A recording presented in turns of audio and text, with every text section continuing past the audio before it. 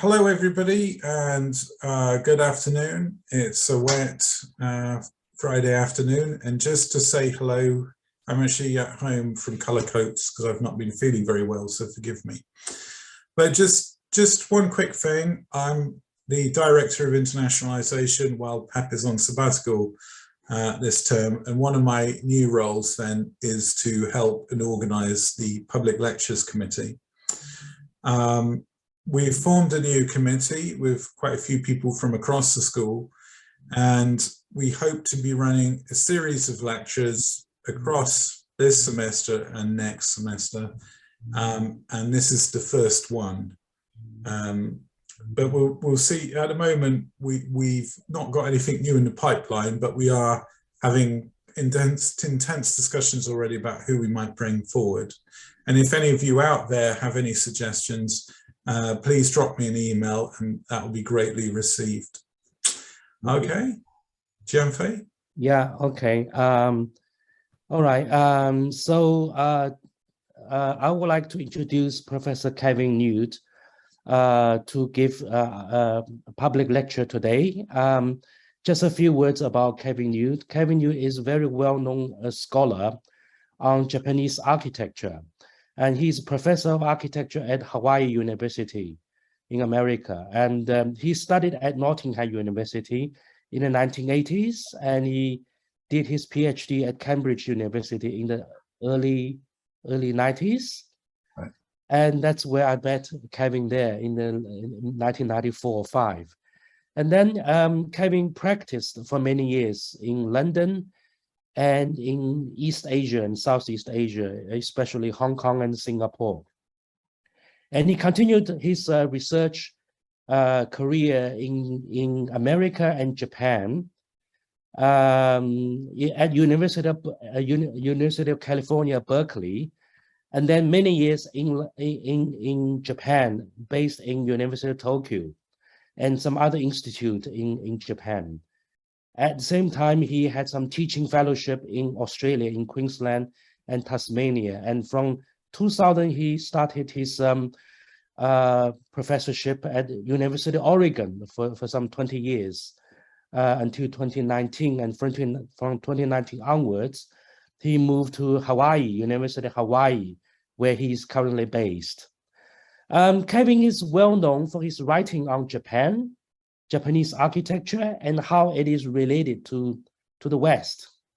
And his initial success was his book on Frank Lloyd Wright and Japan. And later on, he moved on to continue to work on Japan and on other issues related to nature and time. And so his first book is Frank Lloyd Wright in Japan in 1993. And later, he published a book called Place, Time, and Being in Japanese Architecture in 2004. And later on in 2018, he published a book called Naturally Animated Architecture, using the movement of the sun, wind, and rain to bring indoor spaces and sustainable practice to life. And later in 2020, he published a book called This Here Now, Japanese Building and Architecture of the Individual. And more recently, he published the new book, The Constructed Other, Japanese Architecture in the Western Mind.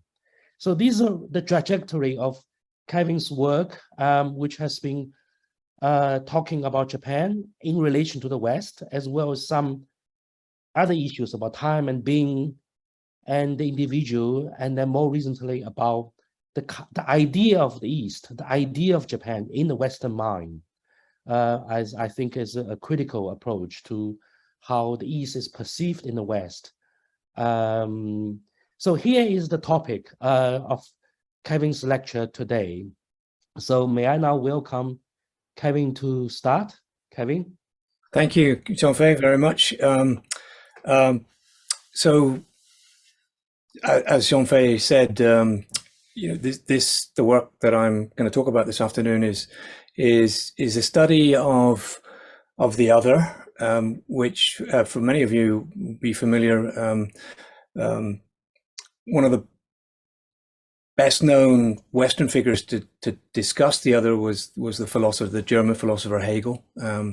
And so just to remind some of you and to maybe introduce some of you, then it was Hegel's view that that the other was a means of understanding the self, that in order to identify the self, the other becomes a necessary to sort of differentiate. And I'm not that or that, I'm this. So in a nutshell, Japan in general, Japanese culture in general, the East more generally, and this afternoon I'm going to talk about Japanese architecture, but they all have, to a greater or lesser extent, fulfilled that role in the West of helping, at least I would argue, helping to define what we are.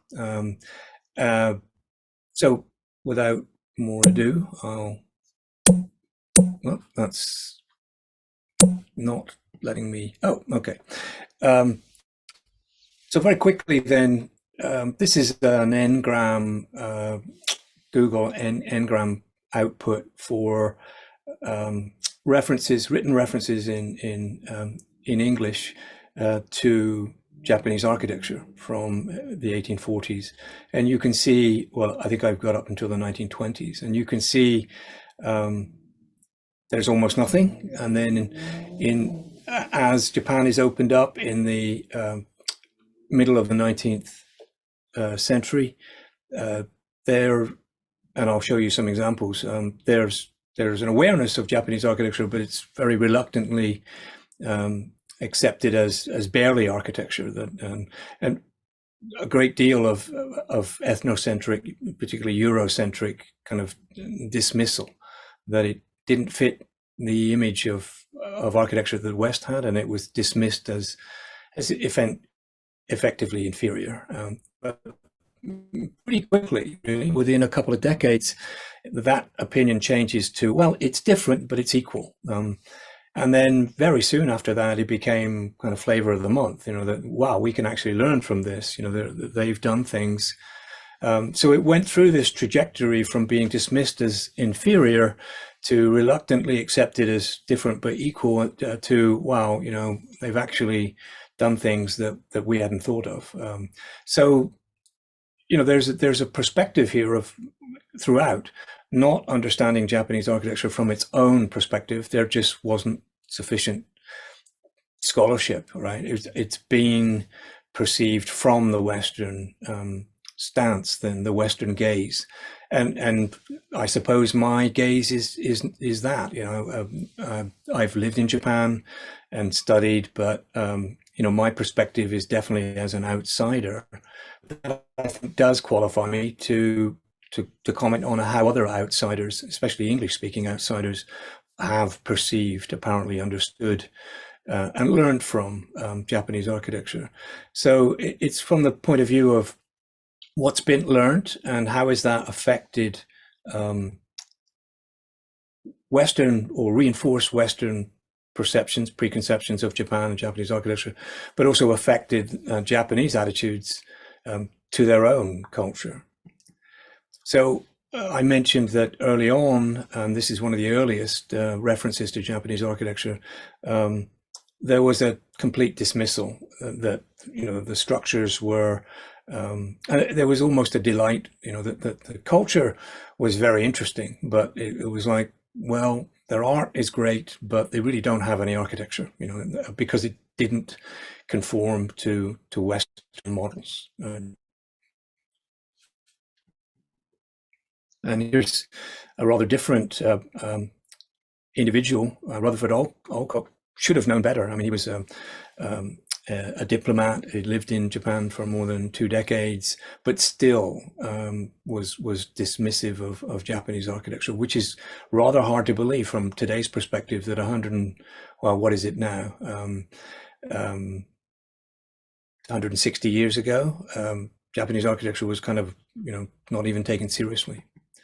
And here's Isabella Bird talking about the Shinto shrines at Ise as barren and meanness, you know, which, you know, from today's perspective is rather shocking, but you can kind of understand it. Unless you're primed to understand these things, you come from a masonry kind of historical style background in Europe, it's fairly easy to see how undecorated, simple structures like Issei would not have fitted that and were dismissed. But it is instructive to think that, you know, that it hasn't always been this adoration for traditional Japanese architecture, but it changed very quickly. And it begins to change with people like Christopher Dresser, and industrial designer, I suppose you'd call him today, Scottish. And you can see his attitude to the Shinto shrines at Issei at the bottom there is very different from Isabella Burns, right? So we're talking about a trained designer. So when trained designers start to take an interest, there is, you know, a fairly rapid change, but non-designers were dismissive generally. The shrines at Nikko are illustrated at the top. That's 100 miles north of Tokyo. This is one of Dresser's own illustrations, but the actual building is well, you can see it's richly decorated, but it's, you know, gloriously colorful. So these two structures, the shrines at Nikko and Issei, kind of represent two very different strains of Japanese architecture, and Westerners have kind of gone to and fro on this. You know, some of them are fans of Nikko, or in this case, Dresser can appreciate both. But later on, I'll show you examples where these two traditions are set apart, and there's an agenda, a modernist agenda that says, you know, heavily decorated structures like Nikko, you know, are to be, you know, abandoned, and the true Japanese architecture is Issei and Katsura Rikyu, right? But that is against the background of a Western context then of the struggle between traditionalism and modernism in Europe. So one of the key figures who changed at least the written accounts of traditional Japanese architecture, and the house in particular, was this chap, Edward Morse, who was not an architect. He was an anthropologist and biologist. He went to Japan to work at the university, the new Imperial University in Tokyo, and but he was a bit of a polymath, and he built an incredible collection of Japanese ceramics, but also took an interest in the house. And he wrote in what, in my opinion, is still the best account, the most detailed account of the Japanese house ever done, Japanese homes and their surroundings. And you can see that he was very aware of the positive effects and very enthusiastic, so a complete 180-degree change from the dismissals of the 1860s. Within 2 decades, we've got respected academics who are saying we can learn from this tradition, that they've actually got some things that we don't have. Ralph Adams Cram was a sort of neo-Gothicist based in Boston, and he kind of represents an intermediate, that he accepted some of the Japanese tradition, but was dismissive, for example, of the shrines at Nikko, and he wasn't alone in that. But you can see that he's basically saying, well, it's an equal, it's different, but it's an equal to what we have. So it seemed to me that there are many kinds of otherness, but qualitatively, then something can be, if something is different, it can either be inferior, or it can be superior, or it can be equal but different. And so we've seen that in the first 3 or 4 decades, that Japanese architecture goes from being dismissed to being actually considered in some respects as superior to Western architecture, and something to be studied. But it was also something to be used, to be projected onto. It became, by the first decade of the 20th century, the context of this is that Japanese art, and in particularly the woodblock print, had a radical effect in speeding up modernist expressionist painting in Europe just before the end of the 19th century. And so Japan had become hot, it had become fashionable. And so it shouldn't be surprising that the architects, who were usually late to the party, sort of decided, whoa, these impressionist painters have learned so much from this strange art. Could we learn from Japanese architecture? So there's a clear kind of path here.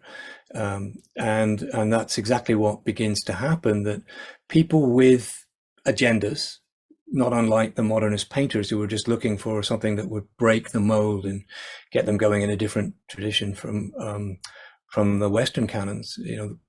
Western architects were in a similar position. And so Japanese architecture becomes a vehicle, even the tradition, well, there was only the traditional Japanese architecture at that time, for philosophical agendas, Western philosophical agendas. In other words, if Japanese architecture has this inherent quality and it's respected as other, implication in some respects better and superior in some aesthetically, hitching your cart to that particular horse is going to be good for your brand. And so, for example, then the young Frank Lloyd Wright, he rejected a all expenses paid trip to Europe. And his first passport was issued to go to Japan, and Japan was not, it was not a high on most people's agenda, all right? But there's a background story to that happened because he happened to have a personal connection with somebody, an American who was extremely well connected, Ernest Fenollosa, who was the cousin of Wright's first employer, and really changed his career. Certainly introduced him to Japanese art and architecture. So we have then, this philosophy of the organic, which was not, it had nothing to do with Japan, and yet Wright combined these two fascinations, the organic with Japan, and actually it was Ernest Fenollosa who took the notion of Immanuel Kant's notion of the organic whole as an aesthetically independent form, a form that could be appreciated purely on the basis of its formal qualities without understanding its purpose or its meaning. And Fenollosa makes that assessment of Japanese art first. He wrote a paper on the nature of fine art, and used Japanese art as a sort of primary example of an art form that you did not need to be an expert. You didn't even need to be Japanese to appreciate aesthetically the formal composition of Japanese art. So Wright picks that idea up, the notion of the organic, and projects that onto traditional Japanese architecture. So and again, to repeat, it was the notion that it was his thing, that he would claim he had an idea of the organic and found it coincidentally in Japan. Well, it wasn't entirely coincidental, but the two things reinforced each other. That the Japanese brand was popular and had a certain, attraction, and to be able to kind of claim Japanese architecture as your thing. And that's exactly what he did. He said, it's organic. The Japanese house is organic. Well, that term had many interpretations, but by labeling it that way, he effectively took possession of it and said, well, this thing that is super popular now is actually my thing, right? It's not set up against that. So here's, I don't know what the J is about, no idea where that came from, but here we have Bruno Taut, German modernist from the 1930s. He was in Japan, and so whereas Wright found the organic in traditional Japanese architecture, Taut finds the modern. Now, again, that's open to interpretation, but you see this again and again where Western architects want, they go looking in Japan for certain things and they find it, right? And they ignore all kinds of other things, but they find what they're looking for and claim that Japanese architecture is organic, or Japanese architecture is modern or proto-modern, right? It all depends, if you go there with a certain, set of viewpoints, then you can find what you're looking for. And Taut famously set up this comparison between the shrines, the gorgeously decorated shrines at Nikko, and dismisses them as not even Japanese, so they're kind of an import from China. And the true national Japanese architecture is in his view, Katsura Rikyu. And that's the beginning of the Western love affair with Katsura Rikyu, but it was done.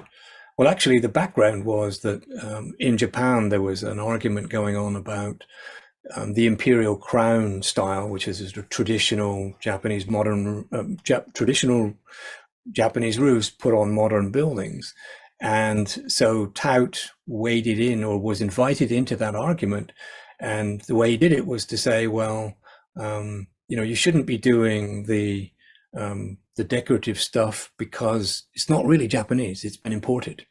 Well, in a country that was rapidly moving to the right, nationalism, so he cleverly describes Katsura as genuinely part of the Japanese tradition, and Nikko is not, but basically he was pursuing a modern agenda. Now, modern would have been, looked down upon by a military government as kind of communist, internationalist, and internationalist. So he was trying to cleverly kind of navigate these political situations.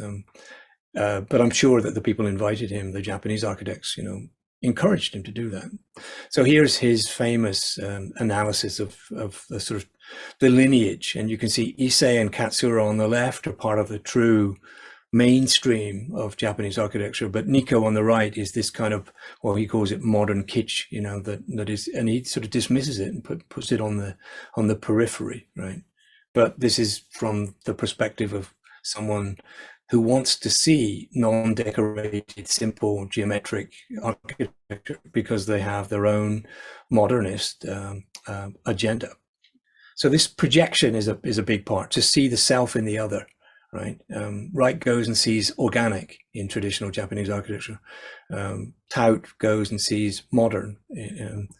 Even in the 1950s, somebody like Arthur Drexler at the Museum of Modern Art in New York, really repeats the same story, that traditional Japanese architecture was proto-modern, and that in fact many of the giants of Western modernism, like Wright, Mies van der Rohe, Corbusier, learned from that. I think that's questionable, but that was the assumption, that in the case of Wright, for sure, but not necessarily in the ways that are always trotted out. So there's this notion that we can see modernism, we can see ourselves reflected in the other. And that continues right up to the 1960s with Heinrich Engel's kind of, painstaking analysis. But he is very overt in saying it's a tradition for contemporary architecture.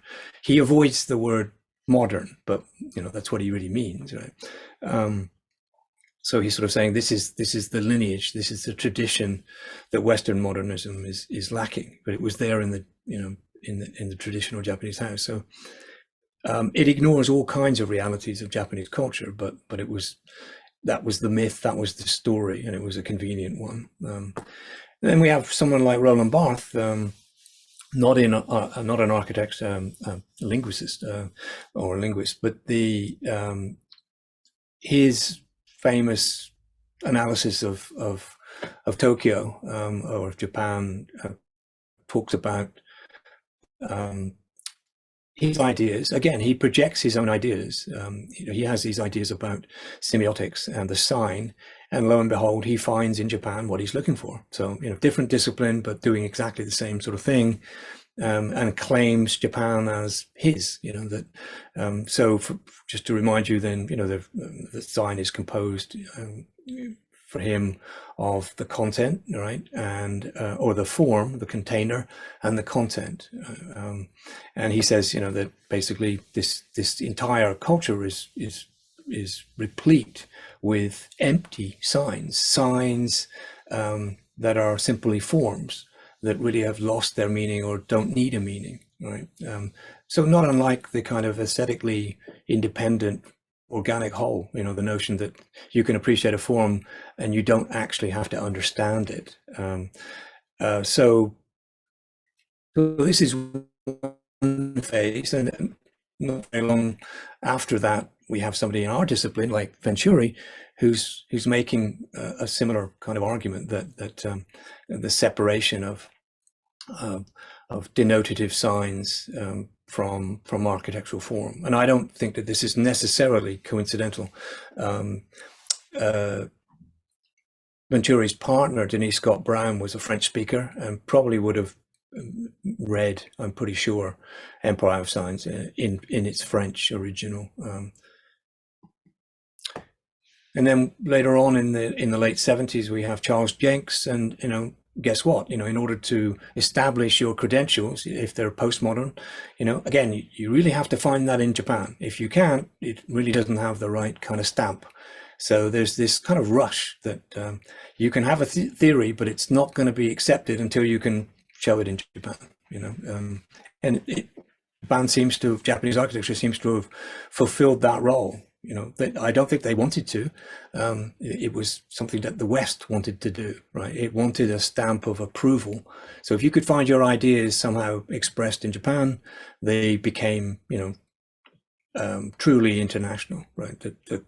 And I think one of the reasons for that is that the assumption that Japanese culture is as other, is as distant as you can get.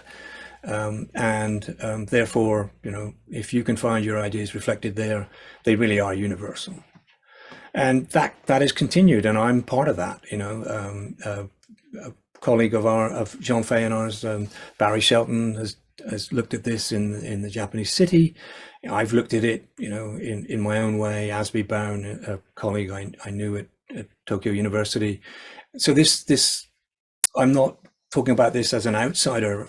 You know, I'm part of that tradition where I've had and I've looked for it, and guess what? I've found it in Japanese architecture. It doesn't mean that I'm necessarily, you know, none of these impressions sum up Japanese architecture, but it just so happens that Japanese architecture seems to have such a breadth, such a bandwidth that almost any Western theory seems to be capable of being reinforced or projected onto that, and that seems to be the role. Extraordinary, but I don't think that's happened for any other architecture. The West has not kind of fixated on another culture architecturally in that way. So moving on, then we've looked at the self in the other. Then there's a whole raft of architects who've tried to actively, rather than projecting their ideas and saying, well, therefore my ideas are valid and universal because I'm finding them in traditional Japanese architecture, they've actually actively tried to learn and borrow from Japanese architecture. So I won't, oops, sorry, I don't know why that happened.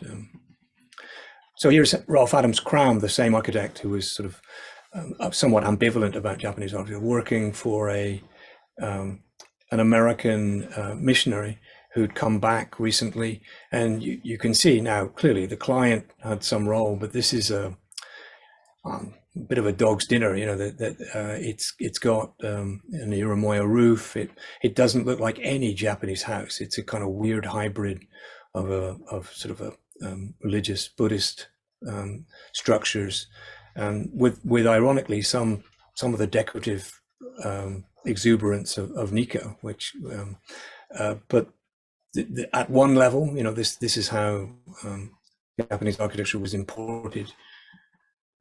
More subtly, you get people like Green and Green in Southern California, in Pasadena, and if you look at the way that the foundation stones, these wooden columns are founded, you know, to me, that's absolutely clearly coming from the tradition of the ishibate, the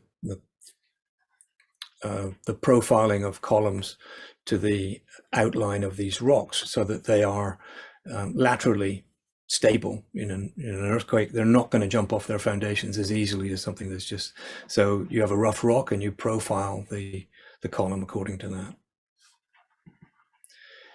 More directly, Clay Lancaster in the 60s, in a great book, The Japanese Influence in America, pointed out the similarities between the approach to this tea house, which is now in the grounds of a temple in Kyoto, and you approached it by boat across a small pond, and the staircase that really goes nowhere at falling water, right? You do not approach falling water that way, there isn't enough. But it seems to me, it's one of those things that you either believe it or you're not. And when I first saw that, I absolutely believe that it's like, yes, you know, that's because that staircase really has, it has no role for entry, but it does get you in touch with the water. And then there are, at the level of plans, you know, there are a number of buildings that seem to have been buildings that seem to have been directly influenced. On the left is a lesser known building at Nikko, the Taiyu Inn, which has this characteristic three zoned Gongen Zukuri plan, and then Unity Temple was designed in the year after Wright first went to Japan. We know he was in Nikko in 1905 in April. Masami Tanegawa, a Japanese scholar, found his signature in the guest book, and it's fairly clear, you know, that was the basis for Unity Temple. The building on the right is the Phoenix Hall in Chicago. So the building on top right was on Wright's doorstep in South Chicago for 50 years, not just for the duration of the 1893 Chicago Exposition, but it stayed as a gift to the city and was only destroyed in 1946, I think, right? So, and the Imperial Hotel, which seems to me to be an extruded version of that. And it would have made sense. He was under orders not to be too controversial. This was, after all, the Imperial Hotel. Now, it wasn't for the emperor, although Wright would have us believe that. But this traditional, well, it's based on a Chinese model, this traditional tripartite plan, you can still see this on the 10 yen coin today. So it's a very special, so basing the Imperial Hotel on that plan would have made sense. Bit of a change of gear, but the word Shibui, what I'm trying to indicate is here, again, engram. So this is a number of uses in the English, in published English, written English of the word. And you see it really doesn't exist and hardly exist at all before 1960. So something happened in 1960, right? Shibui was, no Westerners were using that term.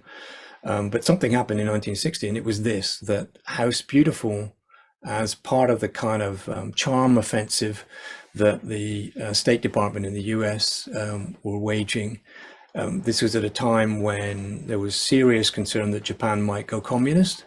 So apart from undermining the Japanese Communist Party, which the CIA perfectly did, but they also wanted to reintroduce Japan and Japanese culture. You know, this was in the years immediately following the Second World War, and they needed to convince rapidly the American public that Japan was now an ally. So there needed to be an about face, right? Our deadly enemy now was the last bulwark against communism in Asia. So I don't think it's coincidental that the publisher of House Beautiful was the right-wing, and I've forgotten his name, Hearst, William Randolph Hearst was the owner, and I'm sure there was an agreement then that and he was a rabid anti-communist, and so it wasn't coincidental, I think, that this they gave over not just one but two entire issues of this popular women's magazine to what at the time was an extremely obscure Japanese aesthetic, Shibui. And some of the the argument was that, again, though, that you could find shibui in certain Western products, Quaker products, and certain 18th century European pewter, etc. That shibui was not, although the term is Japanese, the idea that you could, we could create shibui, which I find hard to say, right? But that was the argument, that there could be an American shibui, which is, to my, it seems a very odd thing to think. But again, the argument was that shibui was an international, universal aesthetic, and not only could we and should we encourage that aesthetic in the West, we had already unknowingly produced it. The Quakers were producing shibui, right? Which I think is an interesting argument, but actively trying to see the other in the self, right? It's like the opposite of what I've just been describing, of imposing Western philosophies on Japanese art and architecture. Now we have examining your own products and saying, well, actually, it's Japanese. It's got Japanese aesthetics, or or something that is very, very close. And there were even product lines, which I find, again, to this day, rather hard, when I see those names, notions of cultural appropriation or misappropriation sort of come to mind. But there you go. And they did mention wabi and sabi in that, which of course are far better known today than shibui. So wabi and sabi only take off in the 80s, though. Okay, and they really have taken off right now. There are an insane number of books on wabi and sabi, and again, the assumption is that they're no longer Japanese. First of all, wabi and sabi used to be separate terms, so suddenly they became hyphenated, right, and have become internationalized. That they belong to us in a way. This is one person, Beth Kempton's. So this is an industry now. So finally, then, there's this notion that the other is eternally other. It's inherently different. Whoops, I don't know where that came from. Sorry. And in architecture, probably this book sums up that attitude more than anything. Isazaki's the term I detest, the panness in architecture, but never mind, it's probably better than Japaneseness, I suppose. But this notion of an inherent otherness, and to be fair, was doing something similar to what I've been doing, which is to look at Western attitudes, and this book was a part of the stimulation for mine, this wish to see otherness. But what's not mentioned is that the Japanese are absolutely part of this, that there is an entire literary industry in Japan called Nihonjin Ron, which is about what it is to be Japanese and how it is inherently to be different. And I don't know of any cultures. I mean, the British are kind of proud of certain things, but this is at another level, another scale, right? So there's a big element of Japanese culture that wants to be different and wants to tell each other that they're different, but also loves to hear foreigners say you're different, i.e. better, So back to Roland Barthes. So we looked at the sign being formed by signifier and signified, the form and the content. But in another book, he talks about the myth as a sign in which, or a sign plus a new signified. This is just a theory, but there was a well-known assumption that Japanese art first, and to some degree Japanese architecture, could be appreciated without really knowledge of that culture, certainly not knowledge of the language. So you have a signifier form, but an unknown signified, but it doesn't get in the way. So the message, one of the potential messages of that is that the Japanese architectural forms can be appreciated aesthetically without knowing so that's the sign. When you have a signifier form, but you don't know the signified, the message, the sign is that you don't need to know the signified, right? You know, that this is independently, aesthetically approachable. So if you take, according to Barth's model of the myth, you take a new signifier. Japanese architectural forms can be appreciated aesthetically without knowing their meanings. Then a new signifier, the new message, is that Japanese architectural forms have meanings that are not necessarily, you know, disclosed. You know, so it adds to the mythology, the otherness, that that we're missing something, that there's something deep there that we're and that part, as Yongfei would certainly reinforce, I'm sure, part of the mythology of the East is that there's something there that we're missing, that there are hidden depths. So this notion of inscrutability, then, for want of a better term. Quickly moving on to specific examples. Here's Antonin Raymond, a Czech-American emigre who worked for Frank Lloyd Wright. And he, you know, here's his theory of how the Western tradition on the left and the Eastern tradition on the right are meeting in top right in modern Japanese architecture. And he did a fairly good job of, this is the 1920s, of predicting that Japanese architecture was not, modern Japanese architecture was not going to be post and beam, it was going to be reinforced concrete. Whereas Europe wanted modern Japanese architecture, insisted that modern Japanese architecture should not imitate the West, it should be some version of its own tradition, right?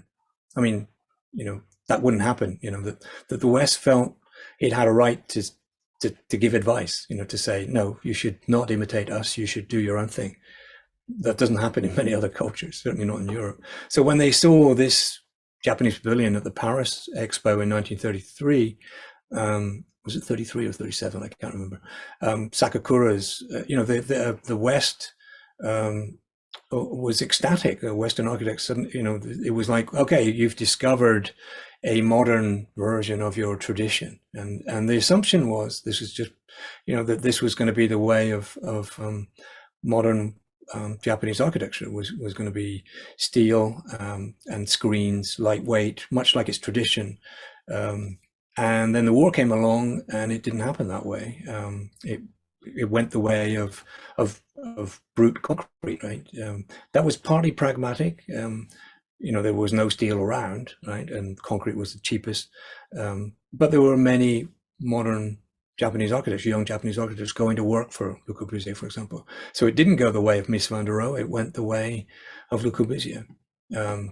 So then after the war in the 60s, Japanese architecture is kind of reintroduced, you know, that everybody loved the tradition. So now was the chance to introduce Japanese architecture, modern, contemporary Japanese architecture. And metabolism was introduced at the International Design Conference in 1960. And people like Günter Nisch wrote about metabolism. And metabolism, the metabolists themselves did not try to drape themselves in tradition. But that didn't matter. Günter Nisch and many Westerners insisted that it had to be. It was, you know, it was based on notions of change and mutability. But if you read the Metabolist Manifesto, you find almost nothing of that. But if you read Günter Nisch, there's you know, there's an insistence that we have to ground this in Eastern philosophy, and that's part of this othering. It can't just be modern; it has to be modern with a Japanese face. And so here's Kenzo Tange in his analysis of two icons of Japanese architecture, Issei and Katsura, in terms of two Japanese traditions. Jomon, this kind of muscular tradition that precedes the rice culture of Yayoi, and this sort of delicate. So this is being encouraged, you know, to take. You're not going to be accepted as a modern Japanese architect unless you can ground yourself in Japanese tradition. You know, you wouldn't be It was a necessity. You couldn't just say, I'm an internationalist. You'd be boring, sort of vanilla. Whereas if the West could see you as grounded in your tradition, then, well, Tange became Mr. Modern Japanese Architecture because he claimed, and, it's not for me to say it was wrong or anything, but he fitted the bill, right? Modernist, but rooted in his tradition. And to some degree, you can say, that this is not Le Corbusier's modernism. There's something there, right? There is a kind of, it's hard to pin down, but I don't think it's purely invented, right? So then people like Shinohara goes back to the Sukiya kind of vocabulary, but reworks it, and then things like the traditional farmhouse. So he's approaching the tradition, trying to find a way back, but it never really found widespread traction. Ando more so, but it could be argued that this is Louis Kahn, and that we are seeing all kinds of hidden depths in this that maybe are not deserved. I don't know, but the point is that we want to see this as grounded in Japanese tradition. Although, it would be quite easy to say there isn't much here that Louis Kahn didn't do. That's an unfair, the phenomena, many of the natural phenomena that Ando introduces into his work are completely his, and but his material palette, is not that different. Then we have somebody like Toyo Ito, who's going back to the floating world of the woodblock prints, this Buddhist idea of everything is ephemeral, and oops, I don't know why it keeps doing that.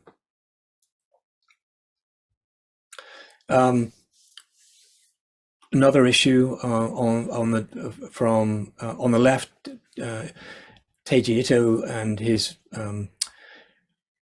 group of urban researchers, including Izuzaki, talking about Japanese urban space, which is a new thing, and interpreting it according to Japanese tradition. And on the right, the famous issue of architectural design, written by Günter Nisch again, on the notion of Ma. And there's this powerful impulse to see something different, for Japanese architecture to be other. And I wrote something, I don't know how true it is, but attempting to kind of bring some sanity to that, almost every language in the world has talked about time in terms of spatial metaphors. If you've got an analog watch, so Ma is there. First of all, it's a character that comes from China, right, before it ever reached, right, and always had a meaning of a spatial or temporal interval, so it's I think it's been overdone, put it that way. Too many things have been written or read into it, but in fact, at its base level, it's no more special than it existed in China, and in the English language, in the notion of interval, and we interchange intervals of space and time, and have done for a very long time in Old English and throughout European languages. So not that special, but I think one of the reasons that it became an obsession of the West was this term, was this publication, right? Published in the West before the Second World War, but very late. It only appears in Japanese translation in the 50s. And then suddenly there is a fascination with time in Japanese architecture. And again, I think it's another example of that phenomena where there are ideas floating around and it hooks itself onto Japanese architecture. And suddenly, all of these Western commentators, none of them were commenting on time until the publication of Gideon's famous book. And then they can see it, So it's another example of Western sort of architectural philosophy being discovered and given credence in Japanese architecture. And then it takes on a life of its own. Just to finish up, and I don't know how we're doing for time. I think I've gone over here, but here's just a small sample of Western English language books on new or contemporary Japanese architecture. And I don't think there's a single, nation in the world that could compete with the number of foreign books about its modern or its contemporary architecture.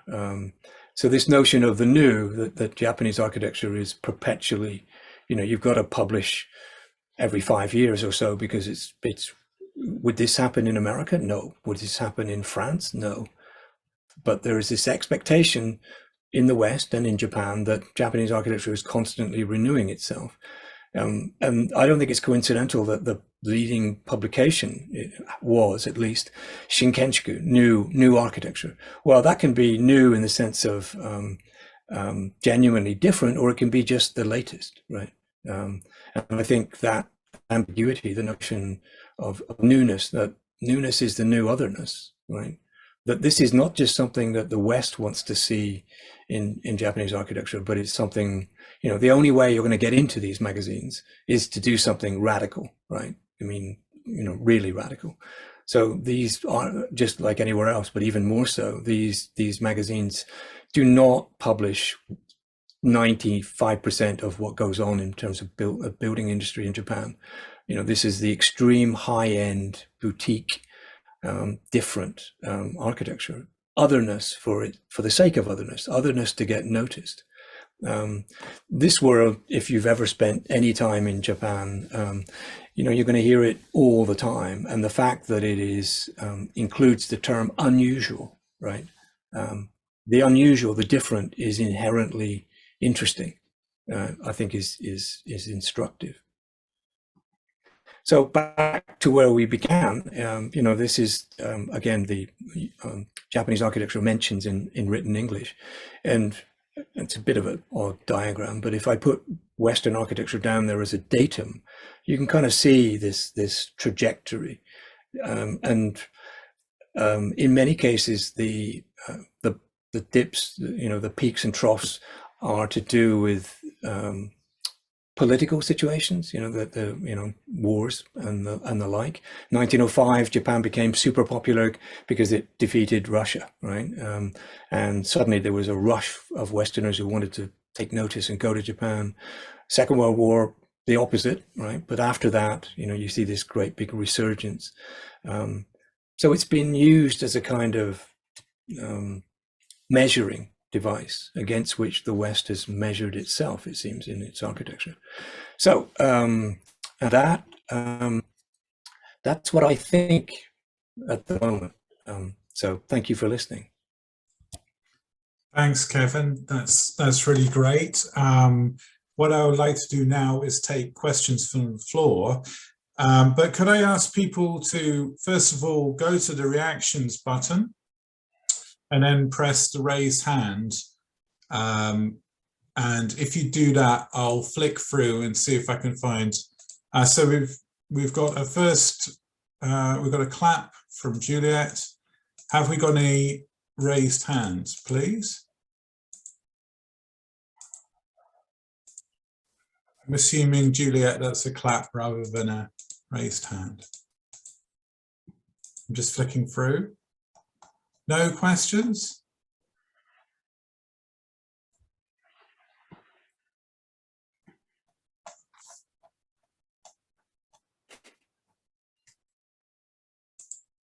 It's a lot to digest there.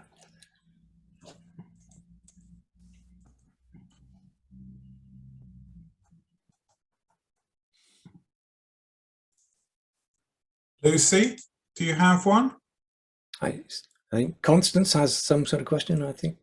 Is that raised? Okay. Constance, would you like to ask a question? Can I ask you to turn your camera on so we can see you? You have to allow, yeah, just doing it, yeah. So, hi, so actually I'm reading a book, In Paradise of Shadows by Tanizaki. And yeah, and in the book is praising the very decent qualities of in Japanese architecture. And I'm trying to look at like how like Westerners what are their perspective towards Japanese architecture, because this question is actually for everyone. So do you find architecture like very strange or unusual, and why does it give you such a feeling? Is it because of like the qualities of the spatial qualities that it gives you? Because in the book it mentioned like the degree of dimness and the very quietness of the space that creates. So I just wonder, like, what kind of strange qualities that draws you to Japanese architecture? Yeah, that's. Yeah, it's great that you mentioned that you're reading that book, and I've read it many times. And I'll be honest with you, I came to the book knowing that it was a classic, and kind of came out of it like, well, what was that about? So I think that book is a classic example of we really want Japanese architecture to have these inscrutable qualities, and it's a sort of self-fulfilling, you know, that I read in praise of shadows, and I don't know, maybe I'm just, you know, dumber than average, but I found it, maybe it's because I need to read it multiple times, but you know, parts of it I understand, parts of it you know, he digresses. He's talking about the juxtaposition of modern and traditional, and how, and I see that as not a melancholic, well, it's a shame that the modern is displacing the traditional, but that in Japanese culture they can coexist, you know, but in terms of reading into, I think that's exactly it, that it's, I don't know the degree to which his opinions are, you know, widely shared among Japanese, you know, that this is a subjective, and yet that book in the West especially has become a classic, you know, so I don't know that I'm the person to ask about what he means. Or, you know, people have read in Buddhist kind of interpretations, and I'm not sure about that. But I think the way that book has become an icon in the West is a sort of a great example of how the West wants to perceive Japanese architecture. I have no idea whether it's true or not. What's true is we want to believe it, you know, that we want this to be, we need another. And if it doesn't exist, we invent it, you know. I'm not sure if that's a good answer, but it's, certainly I've been confused by that book for a long time, and I've always felt guilty that I should understand it better than I do, you know. So I'm being brutally honest here, you know. I'm not sure what he's getting at there, and I'm not sure that it's widely shared, but the book is revered, you know. So I feel odd, you know, that fessing up that I'm not sure that I fully get that. I think it's right up there with Isazaki's Japanness in architecture as a kind of inscrutable, you know, what is that? You can't really grasp it. Great question. I'm sorry that the answer was so poor. No, it's fine, because I'm just interested in like how the outsiders of Japan see like what is it like. There's like so many different like feelings towards it. So I just wonder. Well, the risk of repeating myself, I think it's about measuring the self, and at a crude level, it's either I recognize that it's like me, or I don't recognize that that's other. And then the next question is it other, you know, in the sense of less, or is it, you know, something that I can ignore, or is it something other that I could actually learn from and absorb? So there's this constant measuring. It's a comparator, you know, that's the kind of, I don't know, underwhelming conclusion that Japanese architecture, we're not going to become, none of us are going to become Japanese, right? I mean, and why should we? So it's this enormously useful, potent measuring device that we're constantly holding ourselves up against our architecture, our art, and sort of saying, well, oh, it's the same, right? Or I can learn from that, or it's so different, I don't get it, you know, that that must be something. But there's this it ultimately is about the self, right? That Japan is a reflecting mirror, or even a distorting mirror. That it's about us. It's not about Japan, But in the process, we've kind of distorted images of, I think, of Japanese architecture. I think the Japanese are often, amused and confused as to what the West makes of their culture in general, and their architecture in particular. Great question.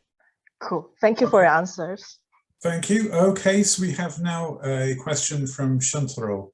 Shuntaro, can you please put the camera on? Yeah. Hello. Hi.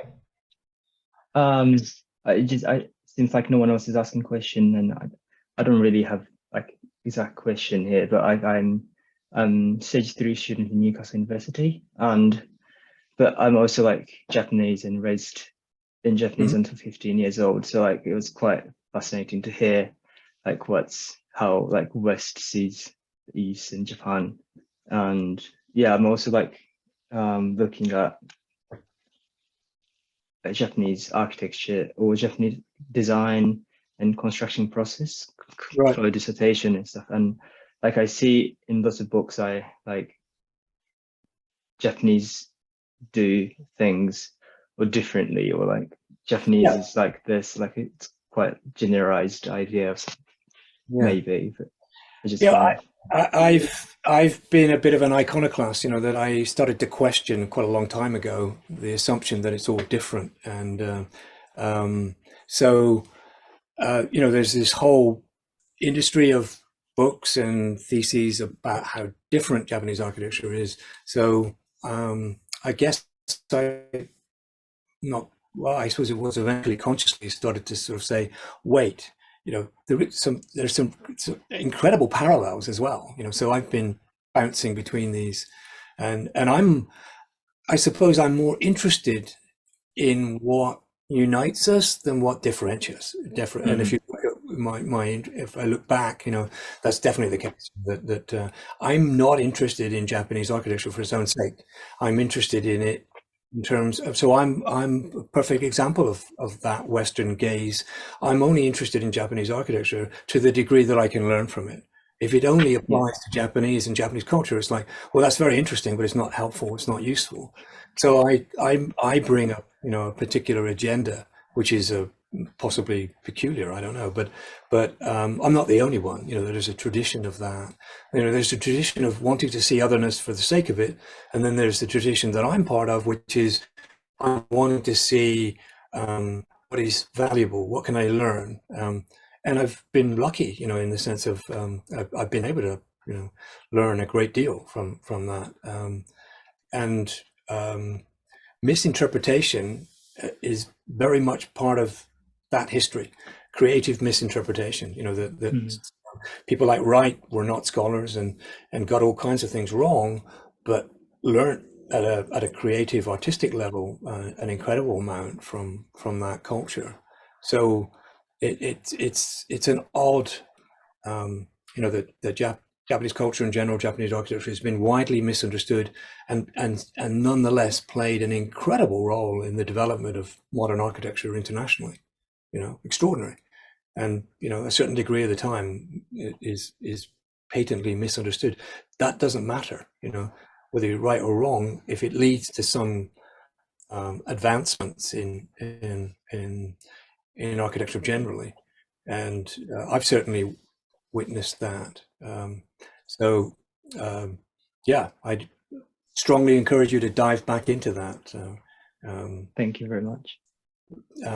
Thanks for the question or comment. That you're well qualified to go back to Japan and find out whether I'm telling the truth, or I look forward to your book. Thank you very much. Okay, Jianfei. Hey, Jean-Fei, you got it. Yeah. So, Kevin, very interesting talk. I have a lot of questions, but one of the questions I'd like to ask is, have you now you've been looking at Japan for a long time? Have you ever thought about comparing other countries in Asia, for example, Taiwan, Korea, Southeast Asia, China?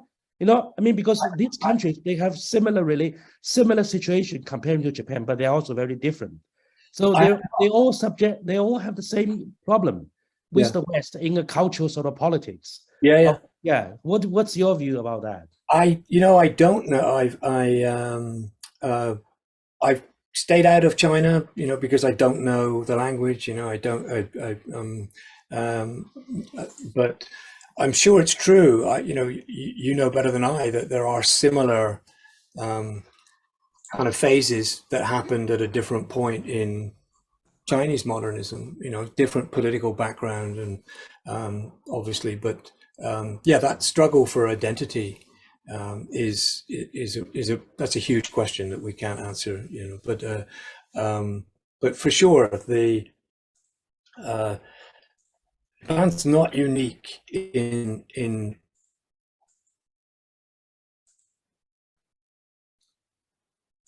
on it as this source of fascination. So it has a kind of a unique place in Western perceptions, but it's absolutely, you're right. Not at all unusual I suppose. The one big difference is that it was never colonized by the West. It never suffered that. But it could be argued that after the Second World War, it actually was occupied. At a cultural level, it was Americanized, and so. But it avoided that fate. And one thing I will say, and I will have to wrap up fairly shortly. I need to be somewhere, but in the early part of the 20th century, Western and modern, those two terms were synonymous in Japan. And they've kind of got,